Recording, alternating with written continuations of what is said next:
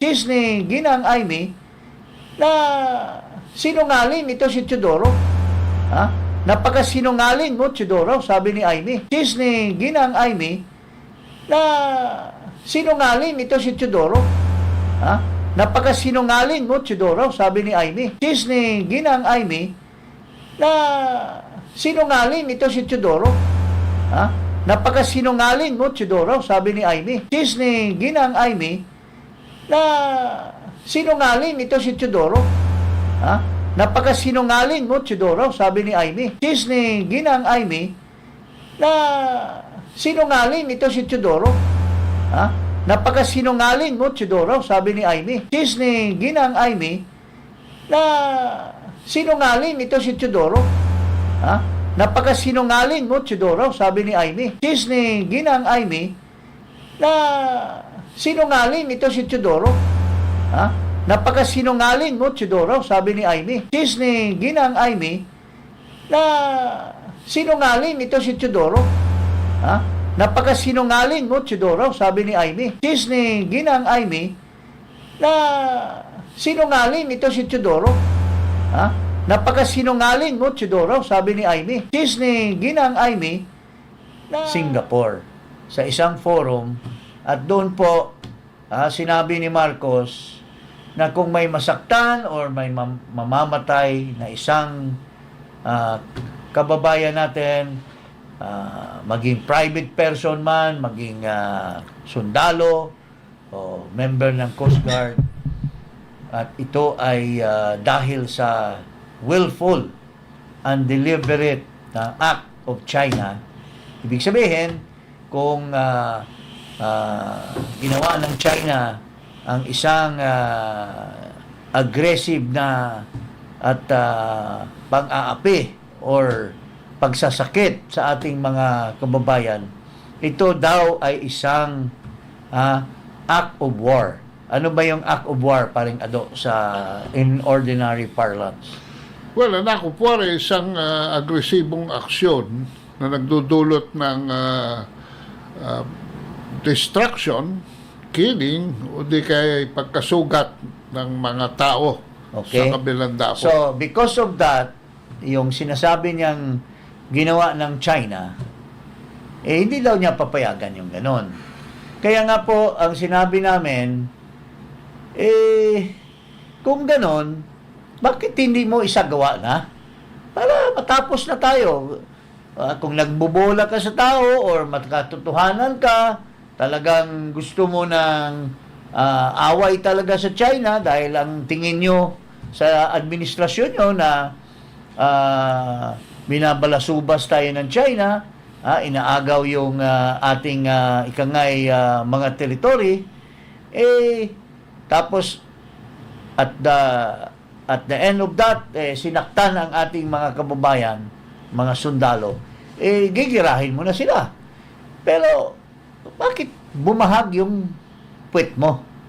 Bakit bumahag yung buntot mo? Sina-challenge ka namin para matapos na tayo. Malaman na ng taong bayan kung talaga bang may kakayahan tayong idepensa. Kasi sinasabi mo, mayroon tayong isang bansa na pinagkukunan natin ng lakas. At mayroon tayong tinatawag na Mutual Defense Treaty, at sinasabi ng mga taong ito ay mayroon tayong ironclad. Yung parang napakalakas na armor ng made of steel. Kailangan ng welding para hindi lang taga sa bato, taga sa bakal. Taga sa bakal na pag-uugnayan. Para makita natin kung talaga bang sasakluluhan tayo.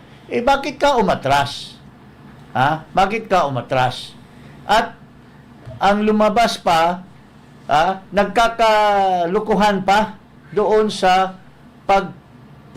pagsabi sa publiko kung ano talagang nangyari. Kaya ang iyong butihing kapatid, Mr. Marcos, si Madam Senator Aimee, ay nagsagawa ng investigasyon. At doon natuklasan niya na hindi ka nais-nais yung pagpapalakad mo sa gobyerno.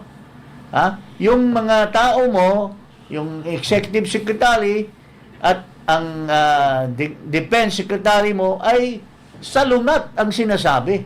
At lalong nababahala ang publiko kung ano ba talaga ang katunayan dito at ano ba talagang kakayahan mo na gampanan ang isang maayos na gobyerno. Paring Ado. Ito. Para kasing nawawala ka pagka nakakaroon ng nakakaroon ng kontrobersiya na kailangan ng Pangulo. Kaya ang tanong ng tao, nasaan ang Pangulo? Oo, at may kakayahan ba ang Pangulo? Kasi nalilito ang tao kung sinong papaniwalaan. Ito po ang nangyari dito sa investigasyon na ginawa ni Ginang Imee Marcos. Medyo nalilito ang lahat kasi nung una, ang sinabi ni Senator, binanggit na rin ni Senator Ontiveros, pero ang una, sinabi ni Secretary Teodoro na itong Ayungin incident, it was a true obstacle to the peace and the stability in the South China Sea. General Browner proceeded to say that this was tantamount to an act of piracy. However, last Friday, Executive Secretary Bersamin labeled the matter as a mere accident or misunderstanding. And then less than 48 hours later, Secretary Teodoro again said this is not an accident. Are we flip-flopping with the characterization of what occurred? It seems fairly clear from what we heard from our Navy and our Coast Guard what occurred, what exactly occurred, and how do we term it? Kasi hindi rin kami nakakaintindi at litong-lito na ang mamayang Pilipino sa naririnig na parang paiba-iba naman ata tayo. Secretary Teodoro. Thank you very much for the opportunity. The Executive Secretary was interviewed on the aftermath of the second National Maritime. Gibo, that was 5 days after the incident. Yes, ma'am. And it can hardly be a preliminary assessment 5 days after. At that time, ma'am. 5 araw nakalipas. Nasabi na ni General Browner, piracy ito. So he was because, able ma'am, to it's conclude that. Why did the ES Bersamin conclude something completely No, different? he did not conclude, ma'am. If you notice, being a Chief Justice, he used the terms probably, and he wanted to make sure of his facts. I think there was no probably There about was, the mere misunderstanding or accident. No, ma'am, Walang I think there probably was yun. probably, if we review the transcript, and he was asked about whether or not it was considered an armed attack. And somehow, it was, in answering that question, he said it was probably even a misunderstanding or what. I'll have to review the same, but I distinctly recall, ma'am, I think. is that so? Yes, ma'am, I think the staff can check the record of the transcript. Regardless, it gave the impression that you were downplaying the incident following the meeting of the National Maritime No. Council. Kaya nalilito po tayo kasi nung umpisa, pirata na to. At saka talagang aggressive and illegal act of attack, ano? Pagkatapos noon, naging misunderstanding na lang. No, after that, ma'am, So, we have medyo to- nahihilo na kami. Hindi na namin Hindi, alam ma'am. paano ipaliwanag to eh. dating Chief Justice po si ES, sigurado po siya dapat sa facts niya bago yun ho ang disiplina niya, yun ho ang training niya. Now, before po this 5 days President, after the National Security Council, the DND didn't have Well, enough ma'am, for the information no, for 2 to 3 days, ma'am, we were the former Chief Justice. no, ma'am, it was the first time that we had met. As a matter of fact, during the incident, the Chief of Staff and I were in Korea to launch the 2 ships that are going to be delivered. So we had to hurry home and get stock of the situation because right now, ma'am, we're really implementing the area command concept where the primary decision maker will be the area commander. I'm a little confused because 5 days later, there wasn't sufficient information, but General Browner already told us, talagang lumaban mga Pilipino with their bare hands. I distinctly recall that. This was before the National Maritime Meeting. Are we saying that nobody from NMC, DND, and SA bothered to ask General Browner? No, there were Anong one. ibig sabihin niya nun? We did, but in the NMC meeting, these were one of the agenda items, and the rest of the agenda items were the recommendations to the president.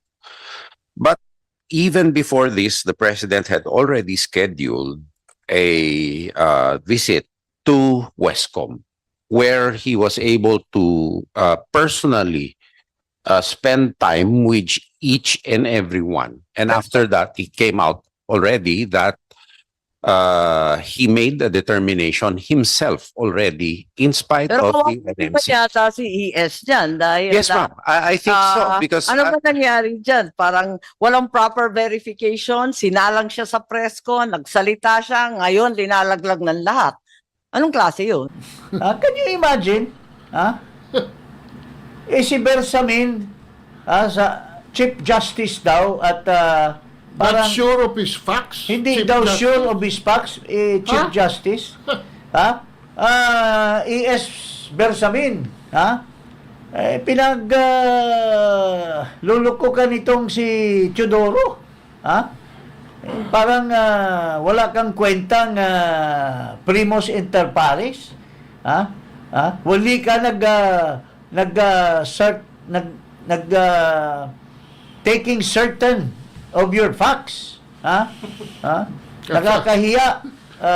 For a former Chief Justice. Oo, nakakahiya na sinasabi ni Teodoro, nakakahiya ka sa publiko. Hindi mo ginagampanan ang tama na ikaw pa naman ang pangulo ng lahat ng mga cabinet secretary. You're like the little president. Oo.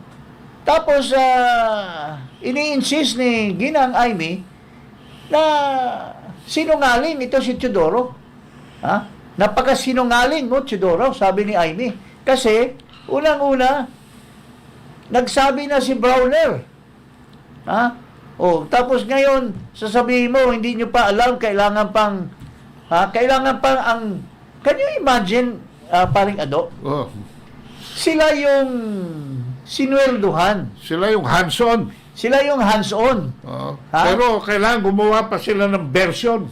Kailangan pa, hintayin pa na si Marcos pa ang mag-usyoso sa mga sundalo para malaman yung katotohanan. Where can you find such nonsense? Saan mo magkukuha yung isang DND secretary na ganun ang kukote? Kailangan mo pa bang hintayin yung... In fact, it should be the other way around. Ikaw dapat, ang maggagampanan mo dapat ang trabaho mo na ikaw ang magsusuri sa mga sundalo para i-brief to ang Pangulo. Parang lumalabas pa kasi si Marcos na hindi naman niya trabaho yan, siya pa ang mag-brief sa'yo. mag-brief sa'yo or ihikayat ng move na alamin sa mga tropa mismo. Can you imagine? Kaya nga, what's happening to our government? Galing pa yan mismo sa kapatid, matandang kapatid ni Marcos.